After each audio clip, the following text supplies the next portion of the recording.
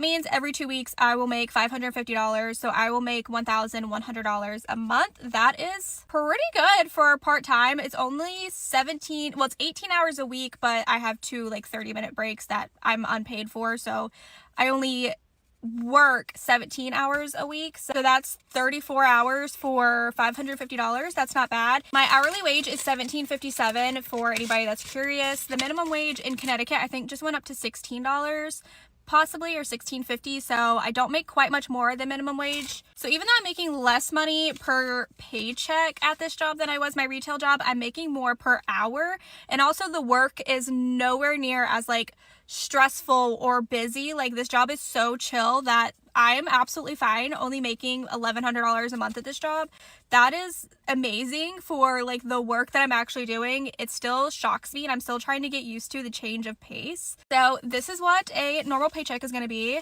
Hopefully from now on there'll be direct deposit and I will be back to budget this with you and see how much we can put towards my student loans. How is everyone affording life?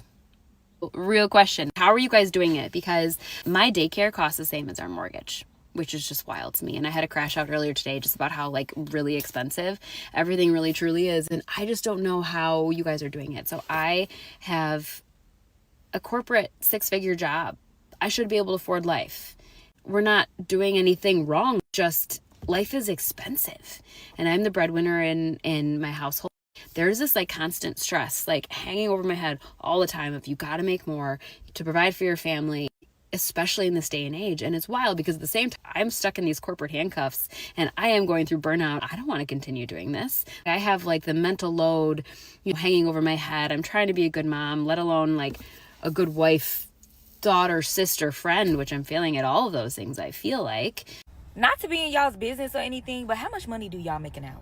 How much money do y'all make? I just seen this video of this girl. She was like, in this type of economy, there's no way I'm showing up to nobody's job to make less than $15 an hour on a lower scale. That's like on a terrible scale. And one thing about life, yes, people have to be more grateful. We have to do a better job at being thankful for what we already have. But let me tell you something. You know how brutal that is? Nobody wants to show up to a job and work like 40 hours, and half the time if you're making that type of money, you have to work well over 40 hours for it to even make sense, because if not, the whole check is going to taxes. And it's crazy because when you don't raise minimum wage, but you have jobs that'll pay you $4 or $5 over the minimum wage, when the minimum wage is already like sinking. When you think of an ocean, like the minimum wage is already underwater. You're dead at that point. But to pay somebody like $4 or $5 right over the minimum wage just so that they can be able to say they don't make minimum wage is crazy work in this type of economy. Everybody can't make 6 figures a year. Everybody can't make over 100, 2, 3, 4, 500,000 making that type of money with these types of jobs. But what I do know is to not be able to make the bare minimum, you ain't seeing no extra money out your check. And matter of fact, the only way that you can even see some of your check is if you don't pay no bills. You would have to live off of somebody else. Well, if I were to tell you that the United States is a second-rate country, that is LARPing as a first-world country. This is a list of the hours needed to escape poverty living on minimum wage. Yes, there's people that make more than minimum wage. Yes, not everybody makes this, but just look at this and like compare it to what kind of life we live here. Japan, you need 11 hours. United Kingdom, 23. France, 26. Like going up to the higher tier, you're looking at 44 in Canada. So you might have to work a little bit of overtime every single week. But United States, you need 90 hours. 90 hours of minimum wage work just to escape poverty. Mind you, the poverty line is not that high.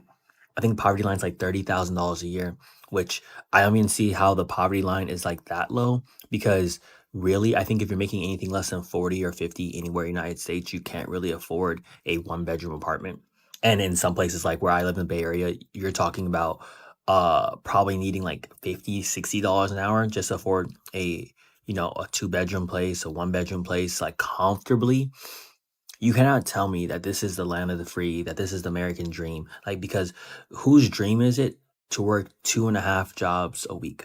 Quick question to any Americans, between the ages of 35 to 45, especially if you have kids, but even if you don't, how are we affording things? How are you affording anything? And houses and cars That's not really what I'm talking. But yeah, that.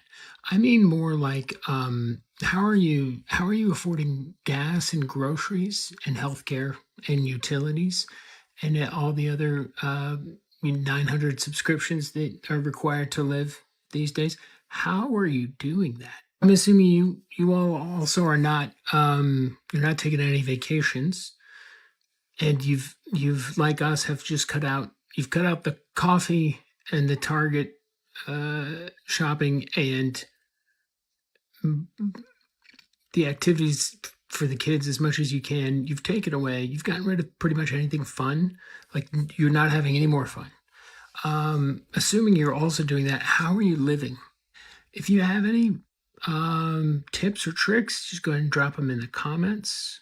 You know what? They keep saying that we're in the age of disclosure, and I think that they're right. But I think we also need to start disclosing something else, like on a personal level. Like, I think more people, especially Americans, need to start disclosing